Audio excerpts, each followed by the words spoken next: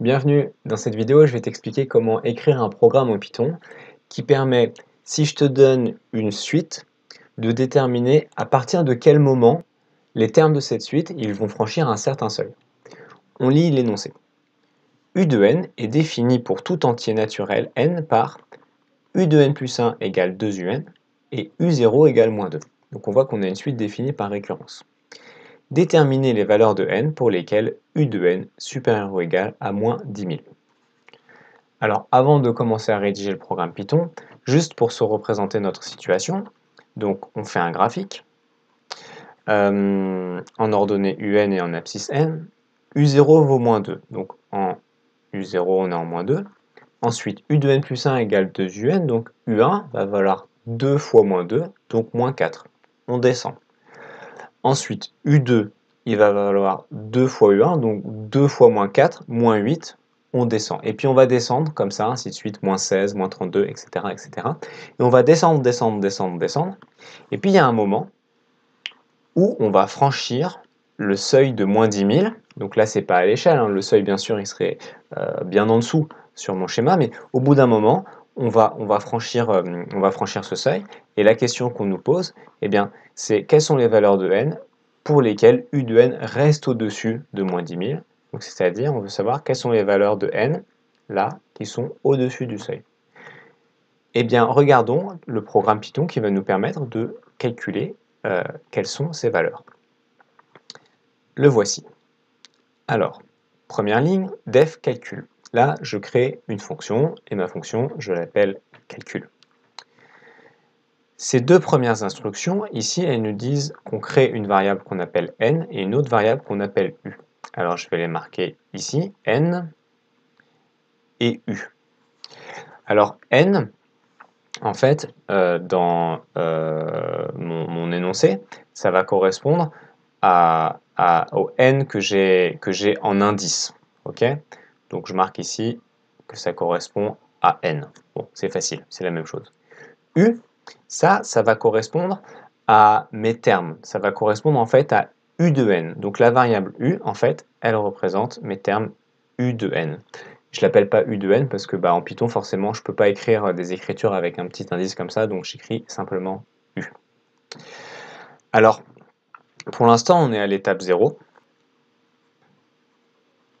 À l'étape 0, donc l'étape 0, c'est on va faire le calcul on va donner plutôt la valeur de U0. N égale 0, bah oui, dans U0, et puis U égale moins 2, donc U0 est égal à moins 2, donc je marque U égale moins 2, c'est la valeur de U0. Bien. Ensuite, on a un deuxième bloc d'instructions avec une boucle while.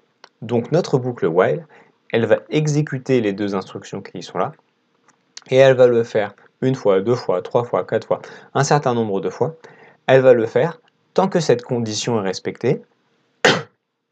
While, ça veut dire tant que, donc tant que U, la variable U est plus grande ou égale à moins 10 000, tant que c'est vrai, les instructions vont être répétées.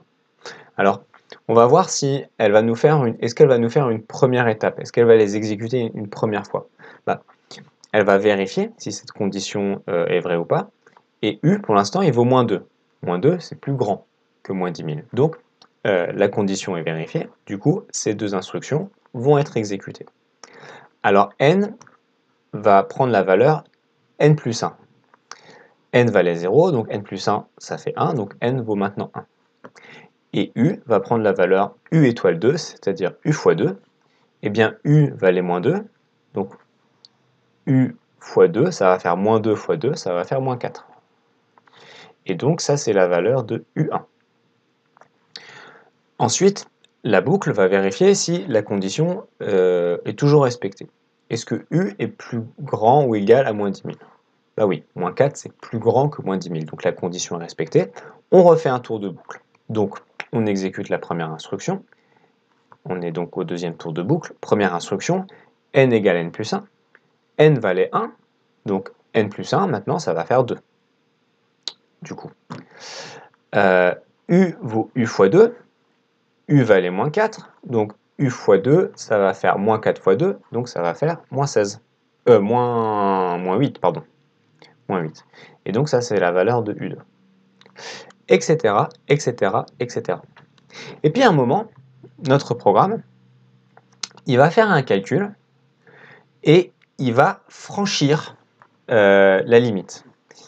On va arriver à cet endroit-là. Donc on va avoir une valeur qui vaut moins que 10 000.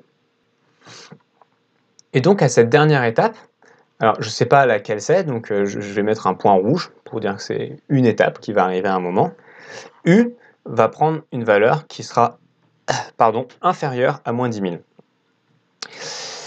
Et donc, la dernière étape où U était plus grand que moins 10 000, hein, donc c'est-à-dire sur notre graphique, cette étape-là, et ben c'était l'étape de juste avant.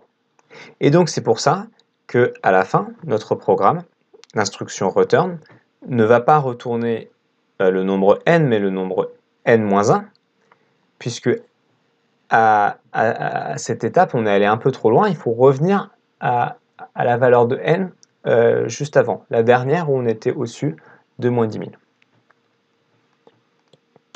Alors exécutons ce programme. Voilà, je l'ai écrit ici. Je l'exécute.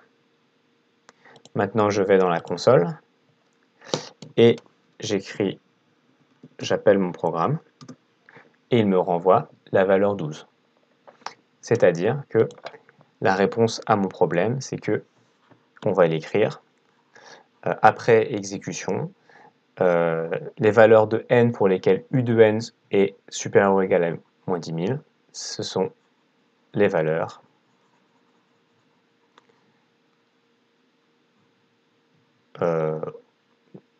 U1 à U12. Voilà. J'ai terminé pour les explications. Je voudrais te parler de tes notes. Je sais que c'est un sujet qui est important pour toi. Si tu es prêt à t'investir, à travailler, que tu as envie d'avoir de meilleures notes, j'ai quelque chose à te proposer. Regarde ce que c'est dans la description. Si vous êtes parent d'élèves, j'ai aussi des choses pour vous si jamais vous êtes à la recherche de solutions de soutien scolaire, de coaching scolaire. Et enfin, pour les professeurs qui recherchent des ressources pour faire de beaux cours de maths efficaces et puis sans que ça prenne des heures, il y a aussi un lien pour les professeurs. Je vous laisse regarder tout ça. Merci.